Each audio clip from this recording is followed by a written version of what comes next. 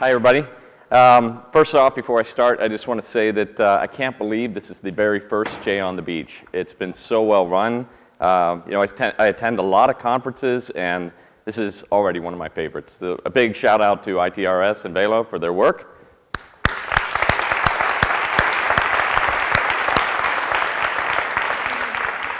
So I've been a software developer for over 20 years, and I've been helping people with service-based architectures for about 8 or 9 of those, believe it or not, already. And we've really hurt ourselves over the years trying to do things a certain way.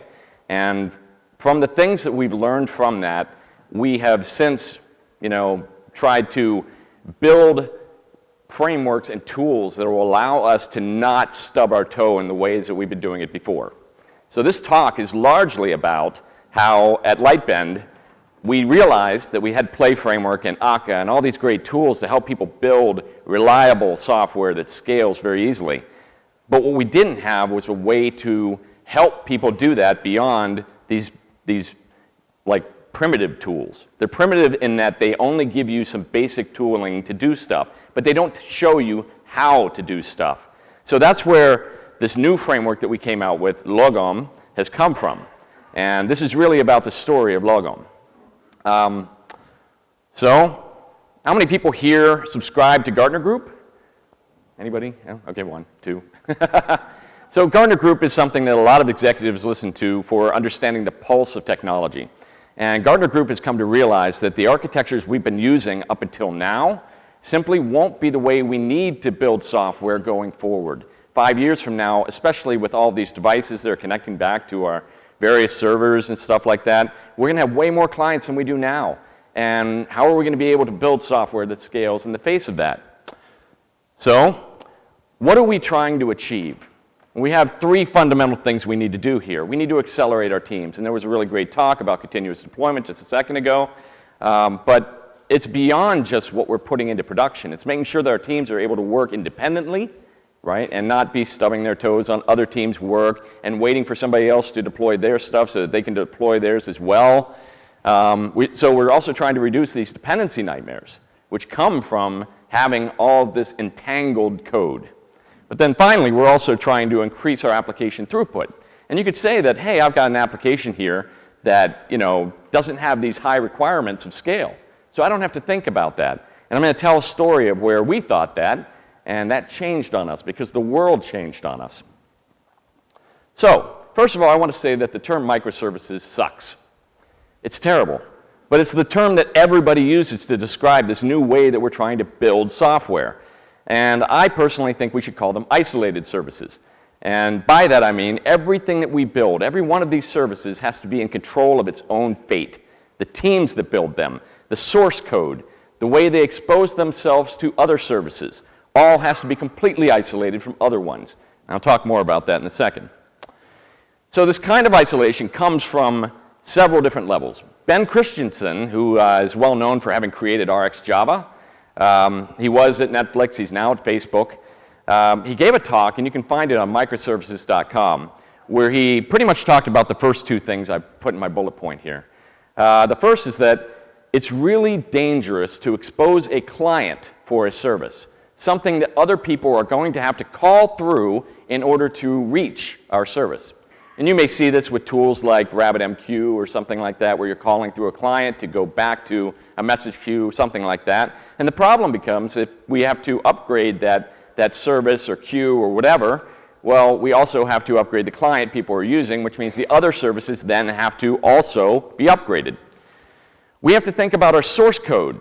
If we have, all right, I was asking a few people this earlier. How many people have in their projects a sub-project called core or miscellaneous or utils? Right, everybody. And I'll admit, I did this too. It's not like, we knew what the effect of this was. But first of all, anybody who's ever used Scala, which is a language that, Lightbend is well known for, knows that compile times can be a problem, especially with larger projects. And what happens when somebody commits something to core or utils or whatever you're going to call it, that is totally unrelated to your project, but that whole sub-project became a dumping ground for all of this stuff that no one knew where to put elsewise, right? They just threw it in there because it, was core, it's miscellaneous, it may be being reused, but it's not in your project. And now you get that update from Maven or SBT or whatever tool, Gradle, and you're rebuilding. That sucks, right? So we need to have isolation inside of our source. This also has a fringe benefit, meaning that if that core or utils has a dependency inside of it, like Guava, right? When you go to upgrade Guava, you then have to upgrade all of the services that depend on this. And that's painful. So we actually are saying, I'm actually telling you, that we want to get away from the idea of reducing our reusability. I'm telling you that we want to have the same code in 3 or 4 possible places or something like that, in lieu of having this shared dependency. Because if we have the shared dependency, that's what leads to these really long upgrade cycles because of all the entanglement inside of our source. So I would much rather have the same code in 3 or 4 places, 5, 10, I don't care, than a 6-month or 1-year project just to upgrade Guava, right? So that's a little odd because you hear a lot of people out there say, we want to be dry in our code, we want to reuse and everything like that. Yes, that sounds great. Do it inside of a service. Don't do it outside of a service. Don't cross those service boundaries. And then in our data, one of the earliest experiences I had in writing these kind of service-based architectures was we had all of these services, subsystems, and every subsystem had like 25 or 30 different modules inside of it. It was crazy, right? But then we had one database, and every single service shared it. And that meant that if one service had to upgrade the database because there was no ownership of the data, well, that meant everybody else also had to upgrade their services. So every service has to own its data. It will be the only place from which that data is exposed. That doesn't mean you have to have a different physical database for every single service. You could logically separate it through things like key spaces in Cassandra or different schemas. But somehow you do want to maintain isolation so that you don't care between services about upgrades of data. Does anybody recognize this picture? It's the Titanic. And the thing about the Titanic was it had bulkheads, but they didn't go all the way to the top. They knew that bulkheads should go all the way to the top, but they didn't do it. And when that gash was created on the right-hand side of the ship, well, water came into the compartments that were now exposed to the ocean. That tilted the boat down, which meant that water then spilled over the bulkheads, tilting it more, over other bulkheads, finally taking the ship down. We don't want that kind of thing happening inside of our services when we know that we need isolation, but we break it because it's a shortcut. So we want realistic data management, and here I'm going to say some things that are really inflammatory to some people out there. I was just at a conference in China right before I came here, and there were some extremely well-known academics in the data management field there, and they were talking all about how they could have synchronous, distributed, transactional semantics in their databases. And I said, what? No, that's not possible in a distributed store. They want absolute consistency, but consistency doesn't really exist.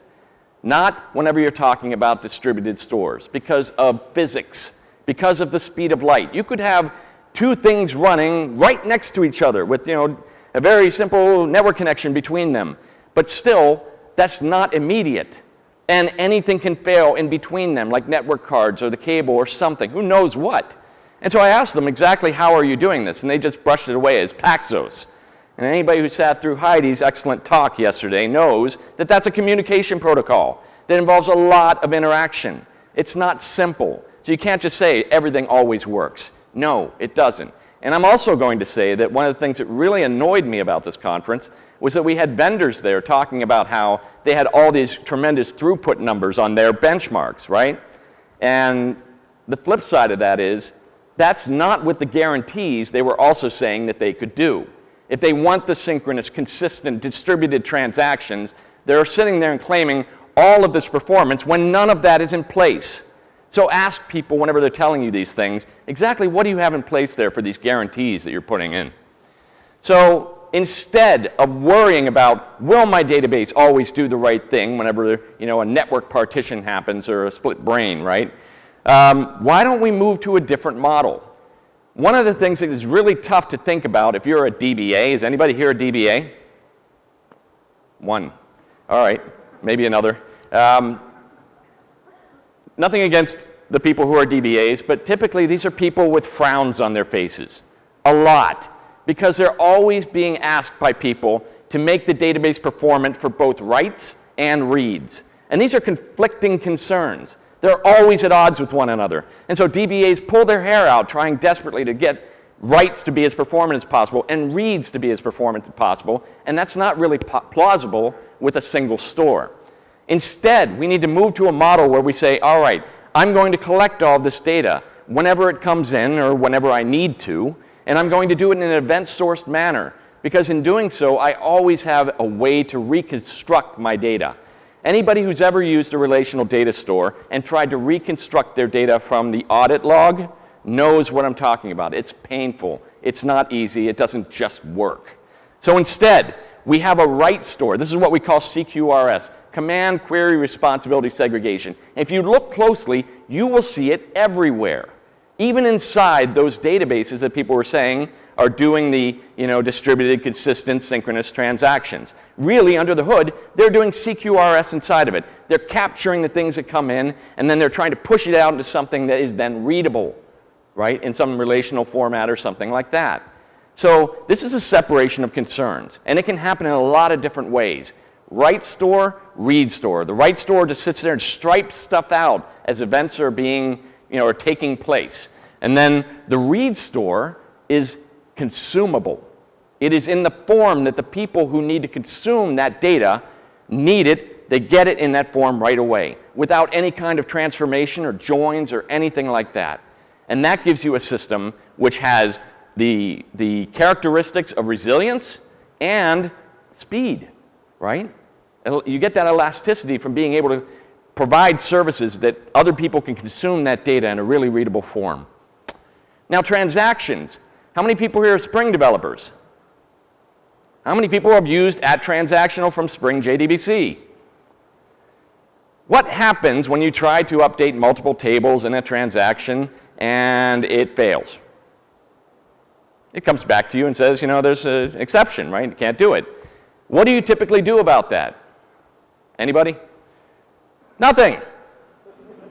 So the user sees a 500 error or something like that, and you've pretty much just kind of, said, oh, well, try again. That's not good enough, right? That's not the kind of systems that we want to build that are going to be always available to our users.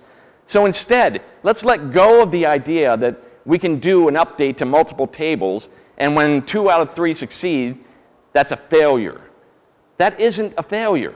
Instead, we can build application logic, domain-centric logic that says, hey, 2 out of the 3 things worked. That's great. But the third one didn't. I'm not going to just fail and throw that back to the user and tell them to retry. Instead, I'm going to tell them, hey, I'm working on it, right? 2 out of 3 things succeeded. The third one is going to retry, maybe with exponential back-off semantics, always limited in both time and space. With time, I'm saying that if it fails 5 times within a minute, space being 5 times, time being the 1 minute, well then, then I somehow have in my application this escalation to someone to allow it to be handled somehow, right, manually if need be. But at least we haven't said that the world didn't really have these changes. And we don't sit there worrying about things like how we're going to roll everything back. It's a much simpler model, actually. And then consistency. I talked to some really large database vendors who say, we want to rewrite your stuff, our stuff using your platform. But we are known for our consistency. And we're not going to give that up. But we need to be distributed so we have availability. And this is the CAP theorem, right? This is the idea of consistency is always at odds with availability in the face of partitions. And partitions aren't just network failures. There are things like GC or really long-running CPU-intensive processes where you're not in communication with that actual work being done. All of these things represent partitions. And consistency is not something you get as a guarantee anytime you start distributing your work. So we have to let go of that and say, what is acceptable as far as how much time until I'm consistent? Or am I always able to retrieve a value that is the most recent update? You see this with Cassandra and Riak and DynamoDB based upon the Dynamo paper from Amazon, right? This is where we're saying I can have updates coming into any one of n nodes. And at that point in time, whenever I say I need that data, will it give me the right answer, even though I'm not asking the same node that got the most recent update? Those databases can do that, and they use tools under the hood that are very powerful. By the way, a lot of the things I'm talking about here could be a talk unto themselves. So if you need more information about things like CQRS and event sourcing, there are a lot of resources out there, talks that you can find, especially by people like Greg Young, who will help you understand the semantics of these kind of behaviors. Distributed locks. This is how those databases who say they're synchronous, distributed, and consistent work. They're trying to establish locks and say that I have the right to do something and you don't until I'm done. But what happens when you have a failure? That's something you see with things like data grids and data fabrics. Those things can work if isolated to a single service. But when you say I'm going to have a fabric that represents all of the data in my entire, all these systems that I have, well, the problem becomes, well, what happens when nodes go down and there's a lock established between these different nodes? Is it going to come back quickly? Is the data going to be reestablished that was in some of those nodes because it was sharded or replicated? How is that going to be available to you? And then what's worse is you actually have shared mutable state across a bunch of nodes here. And whenever those services need to be upgraded, if the services need to be upgraded, one service needs to be upgraded, well, what happens to the other services who depend on the same data? They also have to be upgraded. We've broken isolation. So the whole idea of sharing state, you can do caching, you can do fabrics, they have to be isolated to a service, at least logically somehow. And they should be immutable state. That way you always have the ability to rebuild your data. Oh, I really like this quote from one of my coworkers.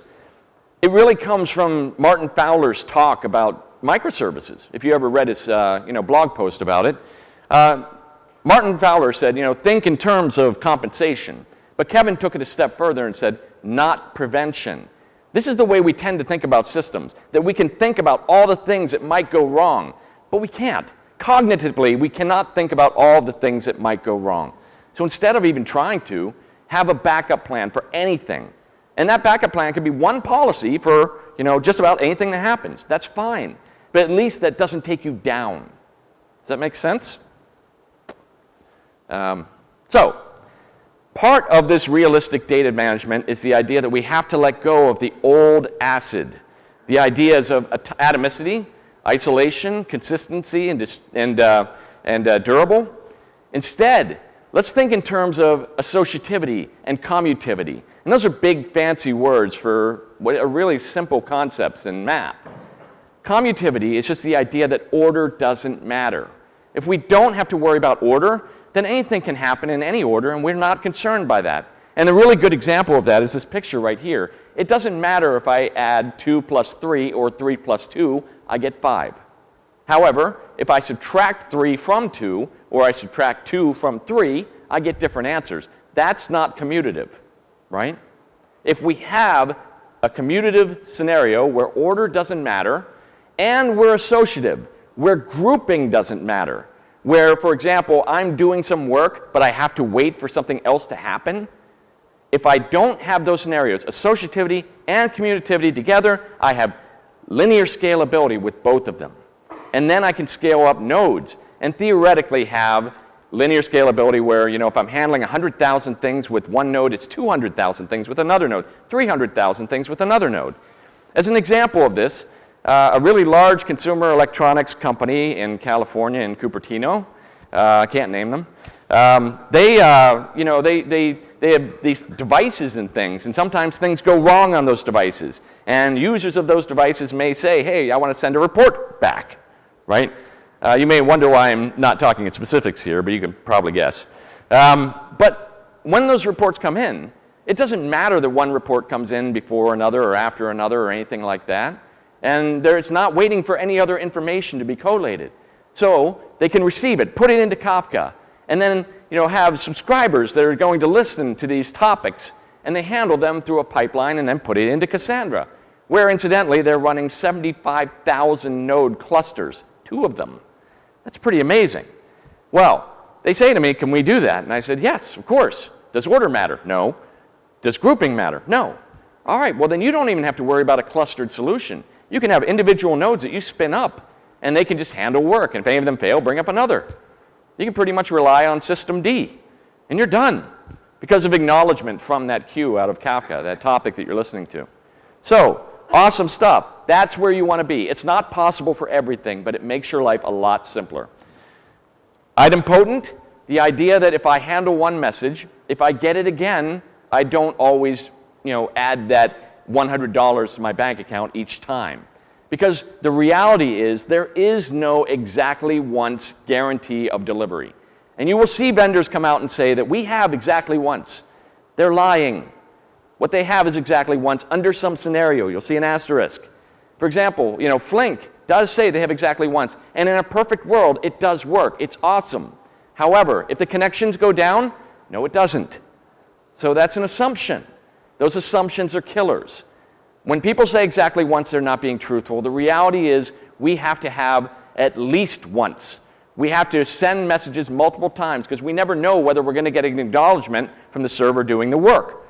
And that means that they may be doing the work, it may be done, but we've already had our time elapse before we say, I need to send it again, right? And that means on the server side, it needs to know that that work has already been handled. So idempotent behavior on the service, the consuming side. And then distributed, because we want our services to always be available. And having only one up is itself a single point of failure. That means that you should have at least 3. You do not want 2. There's a rule of thumb in distributed computing that you always want to have an odd number of deployments. So you want 3 services, 3 instances of a service up and running at all times. We want real resilience. And this is something we're really bad at, myself included. We fall back to the ideas that acknowledgement is good enough. It's not. Acknowledgement has nothing to do with why things went wrong inside of the thing that was consuming that work. And so, what if instead we had the ability to do something as a result of the failure as opposed to just saying, well, it wasn't handled?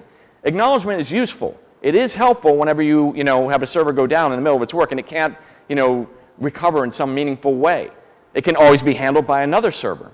However, it's not enough. We want resilience inside of our threading model, inside of our application. We want it between nodes. We want it between physical servers. We want it between data centers. And this is all extremely important. Whenever I'm out there and I'm talking about things like Akka, it's all the idea of supervision. Something always has to be watching something else in order to make sure things are working appropriately. And that doesn't happen in all scenarios, in all technologies that you see out there. As a Java developer, whenever I'm sitting there and writing a callable or a runnable on a thread pool, right? What is the one thing I can do to handle a failure on that thread? Because I'm not going to find out anything from the thread I've spawned to do work. All it's going to do is, put something up on the console. Is anybody's job here to watch the console in production? Aside from Quentin. Yeah.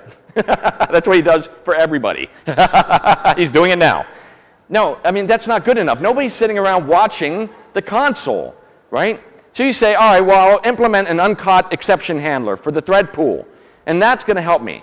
But then you say, well, what are all the possible things that could go wrong on all the things that run on this thread pool? And you think, oh, well, that's just about anything, so you just kind of catch exception and log it, which, mind you, is better than having things go to the console.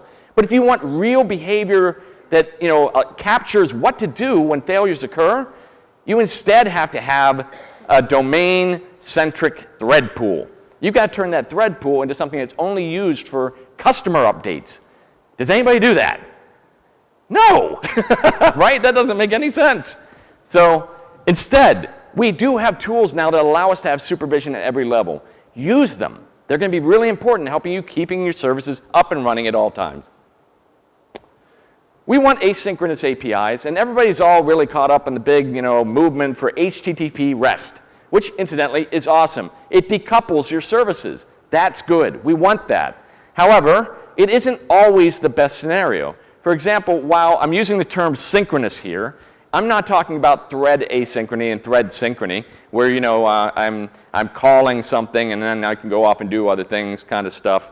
No, I'm talking more about the interaction itself, where REST is a synchronous protocol with a response to every request.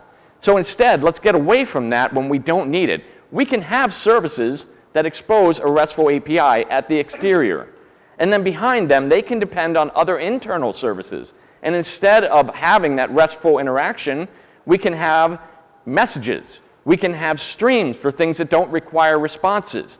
And in doing so, make our systems more lightweight and use less resources. So that's really powerful. Here's an example. Imagine a customer service. And behind that customer service is another service called addresses and another service called phone numbers. Well, you may say that's a lot of crazy services to have, but then you think, well, it's not just customers that have addresses. Businesses have addresses and phone numbers, and they can be in different formats based upon their location around the world. So I'm going to have an address service, I'm going to have a phone service, and the customer service will be the gateway through which customer interactions are managed. That can be RESTful, but then the interactions back to the address service and the phone number service, which aren't exposed outside of the boundary of our system, can be through messages and streams. And they can serve data to all different kinds of clients because they're isolated and serve them in a way that each client needs.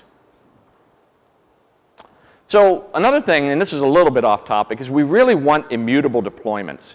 Right now, this is an example of Dilbert with Wally sitting there saying that he changed the configuration on the production servers. It's a really bad idea because now you don't know what's running on every one of your boxes.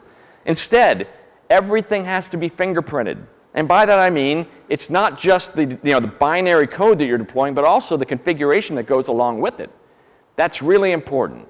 And in doing so, you always know exactly what's running on every single one of your boxes where they're deployed. And this will help you with versioning whenever you're doing upgrades. So let's move to this whole point where we have immutable deployments, and that'll help a lot.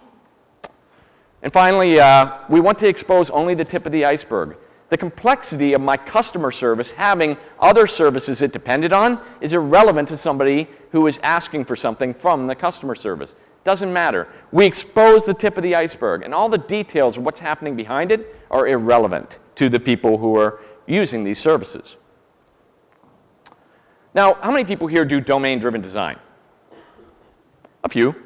It's one of those things. It's been around for 10 years or so since Eric Evans published that book, Domain-Driven Design, and another one came out about 4 years ago called Implementing Domain-Driven Design, which took it a bit further, made it a little bit more modern using current architectures. It was from a fellow named Von Vernon.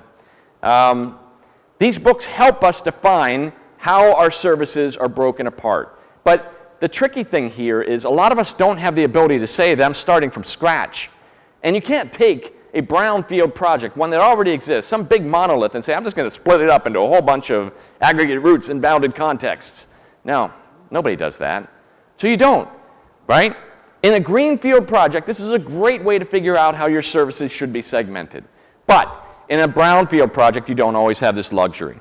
And in this case, this is where I'm going to give that example I was talking about earlier. So I worked at a large cable company in the US.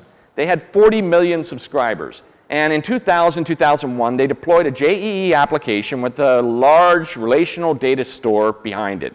And everything worked fine. Had all the customers, all the accounts, all of the channels that they watch and stuff like that. But what we didn't see coming was on demand. On demand, where you're sitting there and saying, it's 9 o'clock at night and I missed that show yesterday, so I'm just going to pull it up on demand, and now I'm going to watch it at this time, which is great, right? That's such a fundamental shift in the way that we watch TV. Well, every one of those clicks with your remote is a web service call to figure out what entitlements you have to watch TV. What channels you can watch, and therefore influencing the menus that you have, inside of your UI. Well, that really started crippling our relational data store, right? Because it couldn't handle all of these read-based requests with all of these writes that were also taking place when people would call up and say, I want to be able to watch Game of Thrones. That's not good enough. So you don't have to tear everything apart. Instead, you have to solve your pain. You just have to split out the parts that matter, that aren't scaling inside of that monolith. So what we did was we built an entitlement service. And that entitlement service had all of the data in the form it was needed to be consumed by, the set-top boxes or the tablets that were making these calls. So you would have an account ID to all of your channels. You would have a MAC address for the device to all of your channels in the form needed right away. But now we've got a problem, right? We've got data in this large data store, the relational data store, and we've got to cache it over here in this readable store. How are we going to do the transformations when things change?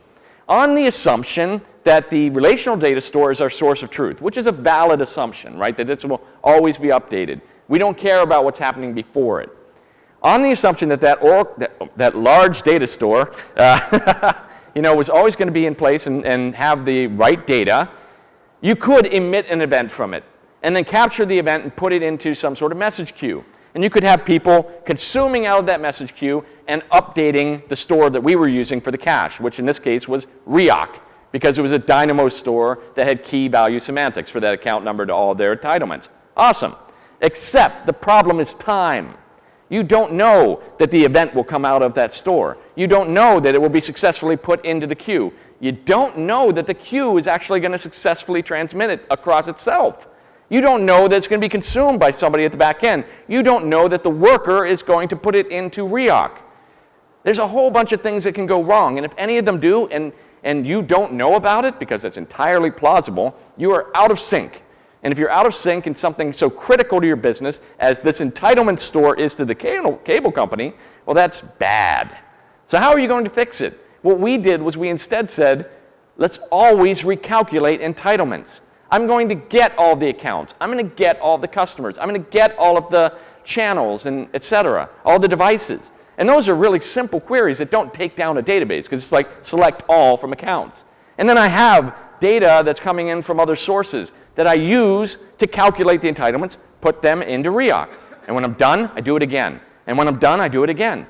And the eventual consistency semantics are now such that I only have to figure out how many workers I need to meet the latency requirements of my system, right? If the business rule is that I cannot exceed 50 milliseconds not 50, like 5 minutes before somebody can watch a channel after they call up, right?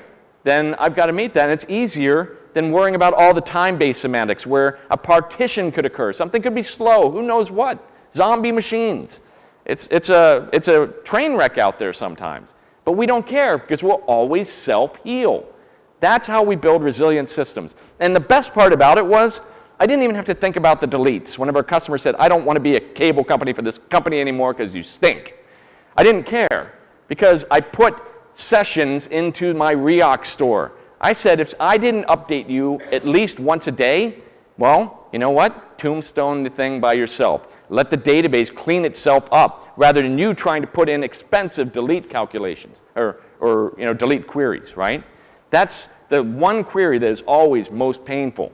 So let the database do the thing it's really good at. Awesome. Didn't have to write code. That's a win. We will, however, have additional complexity. This is not all free lunch. You're going to have to deploy more services. You're going to have more of this continuous deployment infrastructure in place to make sure that this is working for each one of the teams. Yes. And you're going to have to think about all of these dynamics of upgrades.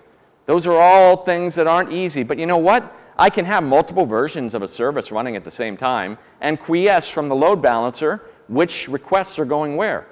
Flip the switch, they all go here. And do the remainder of the work on the servers that are on the previous version and then shut them down. This is actually pretty simple to do in Akka because I can have messages that say, I have done my work here, I've done my work here, I've done my work here, trickling up to the point where the server can say, I'm done, and shut itself down. Quiescence is the key. So now we get into Lagom itself. And it's pretty funny, actually. We named a framework, with the word lag in front of it. People have questioned us a little bit about this, but it's a Swedish word that means just the right amount. And I've been working really hard on my pronunciation here. Lagom. Is that correct? Woo! All right. Any other Swedes? Am I doing all right? Yay. Woo! All right. Because you can listen to this on Wikipedia. They'll have sound things on what Lagom should be pronounced like. And it comes with 4 things: the service API, the persistence API, a development environment. How many people here enjoy redeploying just to test? whenever you change something in your source code, especially for a distributed system. It's not easy, it's painful. And Lagom does this out of the box where you're sitting there, you just save, and it automatically redeploys your test environment and runs tests. Boom, done. And then the production environment, which does involve some of our own IP, but is totally pluggable with things like Kubernetes and HashiCorp's Nomad and whatever other tools that you want. Like, some of it is still in progress, like we're working on it, like the HashiCorp one, the Nomad one, but it's coming. Because we're not going to sit there and tell you, you have to use our tooling to go into production with this service. We think it's bigger than that, right?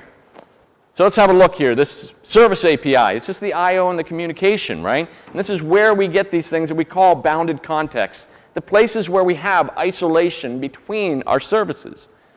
We have the persistence API, where out of the box we're giving you Cassandra and saying you're going to use this in an event sourcing way, much like that talk that was given earlier where the woman did the jogging and stuff like that with their IoT using Apache Spark and Cassandra, doing event source, so you always had time series data. That was a really big deal. And now you don't have to worry about any of that object relational impedance. Now you're going to use Hibernate, JPA, things that make us grind our teeth. And this is where you get things like aggregate roots in DDD, right? Where you're saying that I have all the customers, or I have all the accounts, or something like that. If you need to go with a CRUD-based store, you can. We're not going to sit here and say, this is the only way to do things. No. You have the ability, but we're going to keep you away from it as much as we can because we think it's wrong. We do. We might be wrong, but I don't think we are. Not at this point in time. The development environment, the ability to save stuff and be able to test it with an in-memory Cassandra right out of the box helps a lot. And then a production environment that says, you know what, just give me 3 instances out there running on my footprint. Done. I didn't have to do anything else. It bundled it up for me, the fingerprinted configuration with the binaries, put it out on 3 servers, and then manage the fact that, hey, servers go down in a way, I'm going to bring another one up on one of my other parts of my footprint. So your footprint should always be larger than the actual running place. Have 5 nodes for your 3-node deployment, or 4, right? Have those 4 physical or virtual servers for your 3-node deployment, so you have some redundancy, and you can always say, bring it up on another node. But it could bring it up on a same node if need be. And that's really important now because then we're no longer worried about how we're going to do this manually. And tools like Conductor, like Kubernetes, like Nomad, those are all very helpful in doing so. The thing that's different with Conductor is it's peer-to-peer. It does not have Zookeeper under it. And Zookeeper, for all its gifts that it's given us, is a place where there is a single point of failure in the management of the configuration. And so you look at Kafka. One of the biggest things they're working on right now is to get out from under being on Zookeeper, where you have a consistent view of data, the configuration always being managed, so that they can be peer-to-peer. This is a big deal. We think peer-to-peer is a much better model, as do Cassandra, as do Riak, and anything else that's doing that gossip protocol style work. If you want to find out more about this, here are some links, but how much time do I have? I have 4 more minutes. Is that good? All right. Am I right? 4 more minutes? Yeah, okay. And I know people want to drink beer and have fun and listen to the band and all that, so I won't keep you long. But if we look at a build file here, oops, I'm not mirroring.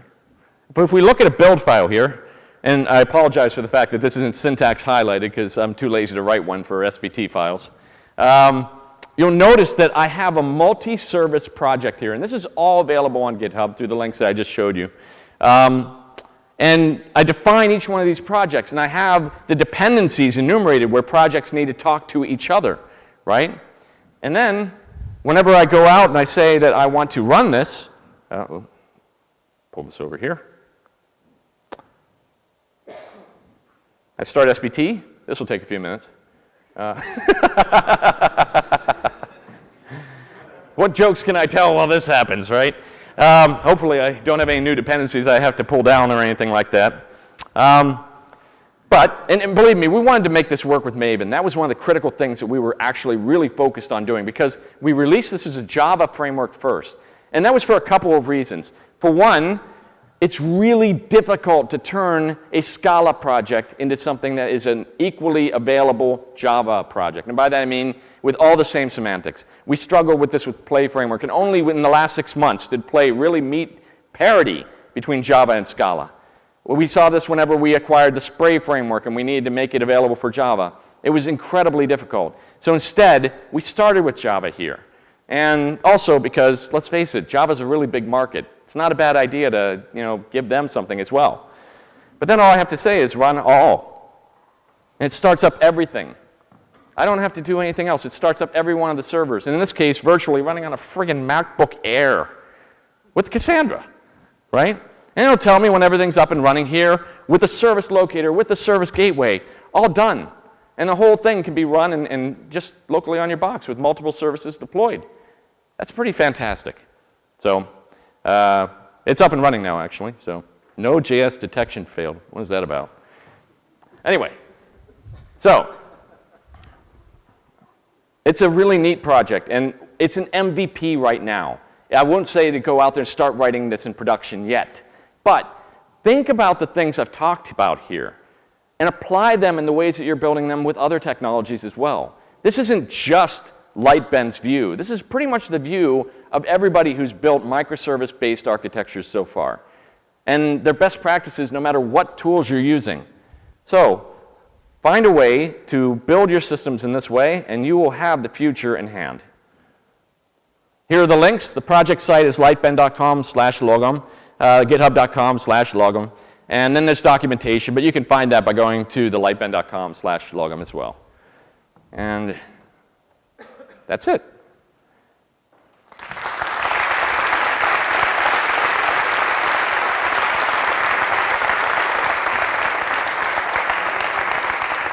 I'm sure there are a lot of questions, but I also don't want to hold everybody up from going out to the party. So if you want to stay and ask questions, that's great. If you want to go to the party, I'm not offended. We'll take questions until everybody's ready to go.